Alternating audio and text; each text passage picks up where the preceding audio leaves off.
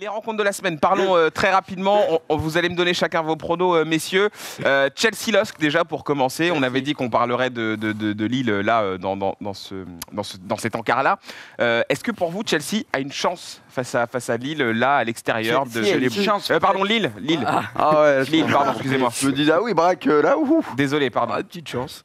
Zal, Bah, toi, t'es sérieux. nous, les clubs français, en première ligue, des fois, on arrive à faire quelques résultats. Donc, on l'a fait. Marseille l'avait fait contre Liverpool. Lyon l'a Moi, je fait dis attention, aussi. Lyon l'a fait aussi. les gars, Non, il Lyon s'agirait de doser, Bruce, mais il y a des clubs qui l'ont fait. Après, il y a eu une série de matchs Ouais, où bon. Ouais, mais les gars, attention, là, attention. c'est le côté Chauvin qui va parler. Zal. Je ne serais pas tant surpris que ça de voir Lille faire un petit nul là-bas. Je ne serais pas choqué, honnêtement. Après, gagner, ça serait quand même...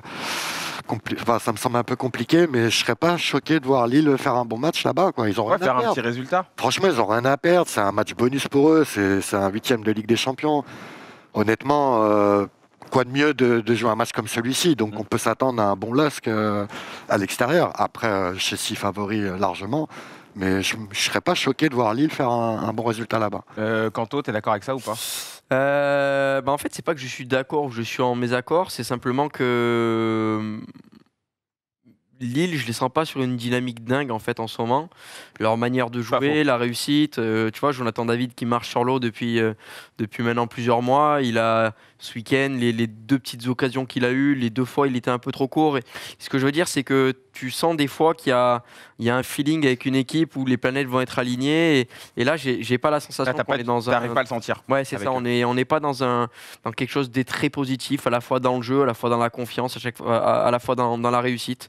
Donc même s'il n'y a pas le meilleur Chelsea de l'histoire en ce moment, je vois quand même Chelsea faire le taf chez eux. Oui. Attention parce que tu as toujours, ils l'ont montré en poule face à Séville notamment. Il était bancal en Ligue des Champions, tu as toujours cette capacité à faire des bons matchs. C'est vrai en Ligue aussi des ce qu'il Champions. dit là dans le chat, Lil Hunch qui dit David a perdu Iconé qui lui donnait aussi de bons ballons. Oui. C'est très vrai.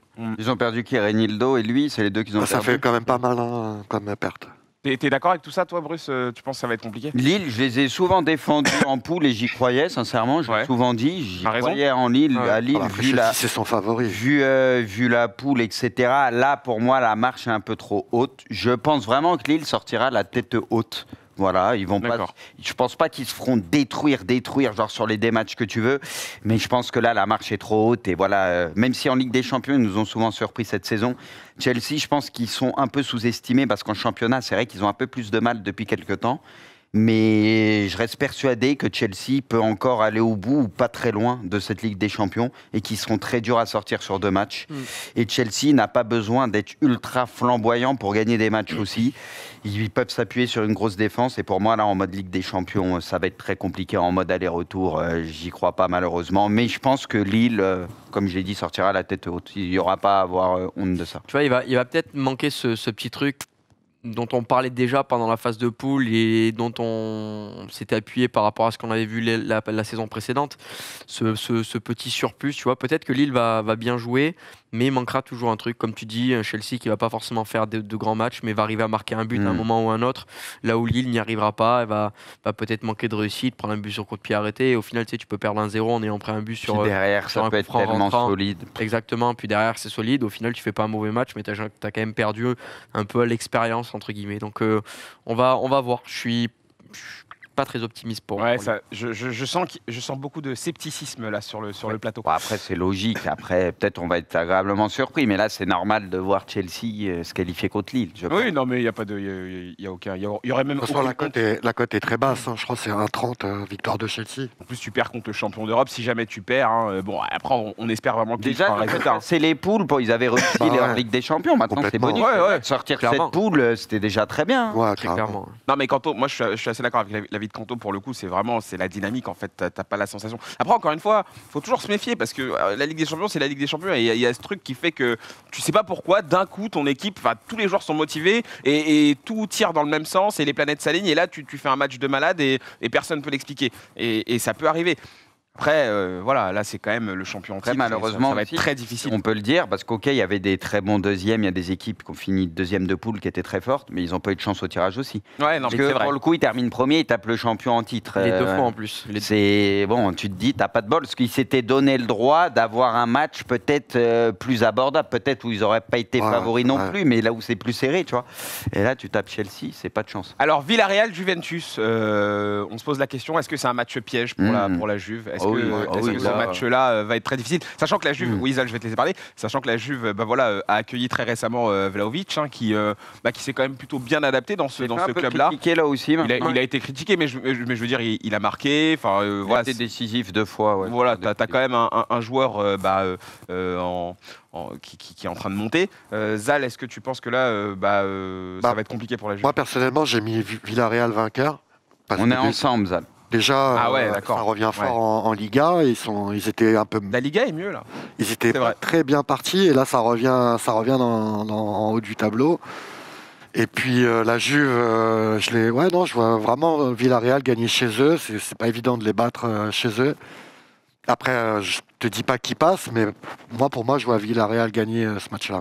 Ouais, pour toi, c'est Villarreal. J'irais pas dire facilement, mais je les vois vraiment battre la Juve chez eux. T'es pareil, toi, Bruce. T'es Villarreal. De mémoire, en début de saison et tout, ils ont mis un peu de temps à démarrer, notamment en championnat et tout. Là, ça va quand même mieux depuis quelques temps. Ouais. Ils sont plus en confiance. La Juve, même si ces derniers temps, il y a eu du mieux quand même, tu vois, ils ont pris des points, ce que tu veux, mais on le voit par moments, ça peut être encore un peu bancal. Honnêtement, sur la dynamique du moment, il y a Villarreal. Pour moi, la Juve n'est pas favori. Je donne un léger avantage, vu que c'est à Villarreal, pour Villarreal. D'accord, ok. Voilà, c'est disputé, quoi, tu vois. Ouais, c'est un match très intéressant. Alors, sur le chat... C'est sur les deux matchs. Oui, d'accord, sur la double confrontation, Juventus à 62%. Kanto, pareil. On en avait déjà parlé, il y a quoi, la semaine dernière? Oui, pendant le débrief. Sur la double confrontation, j'ai une petite préférence pour la Juventus, avec les quelques ajustements qu'il y a eu. Il y a des absents aussi côté Juve. Oui, pour le match aller. Mais sinon, sur la double, moi, j'ai une petite préférence pour la Juve parce qu'il y a eu quelques ajustements lors du mercato, que c'est une équipe qui, mine de rien, est quand même assez difficile à manœuvrer. Et surtout, il y a un surplus d'expérience dans cette équipe par rapport peut-être à Villarreal. Maintenant, si on doit parler que de ce match aller, vu la dynamique, vu les bons résultats en championnat de Villarreal ces derniers temps, je crois que c'est 3 victoires et un nul. Là, j'ai regardé juste avant, le nul, c'est face au Real Madrid, ce match où ils ont fait 0-0.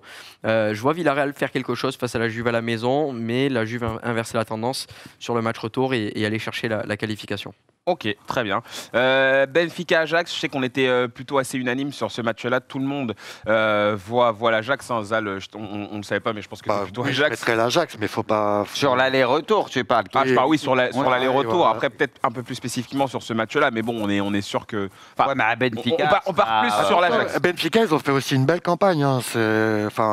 Moi, je vois l'Ajax, évidemment, mais faut pas. C'est un peu piège. C'est un match piège pour l'Ajax. Honnêtement, là, sur le papier, ils sont favoris, donc ça va être compliqué d'assumer ce statut de favori, mais je vois quand même l'Ajax passer. Ils ont à quoi jouer cette année, Ajax, encore. S'ils passent ce tour, après, ça dépend du tirage et tout, mais je pense qu'il y a un petit coup à C'est ce que j'avais noté. Est-ce qu'on ne serait pas face à une nouvelle épopée de l'Ajax là, cette saison? On va vite être fixé. Déjà, avec Benfica, il faut déjà faire le boulot. Ok.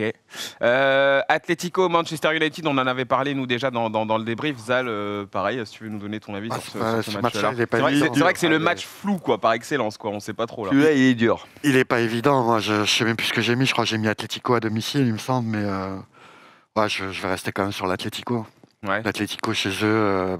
Manchester United, il y a du mieux aussi, ça va mieux, mais je pense que pour tout ce qui est joute européenne, ça reste quand même l'Atlético. Tu penses qu'ils ont quand même encore une longueur d'avance sur United? Expérience, quand même. Ils ont un peu plus d'expérience que Manchester United. Et je pense que ça va jouer sur cette double confrontation. Après, c'est un match, c'est compliqué à pronostiquer quand même. Je reste quand même sur le voir. Celui-là, je sais qu'il y en a beaucoup que ça n'intéresse pas. Je reste sur l'Atlético quand même. Moi, il m'intrigue beaucoup quand même ce match.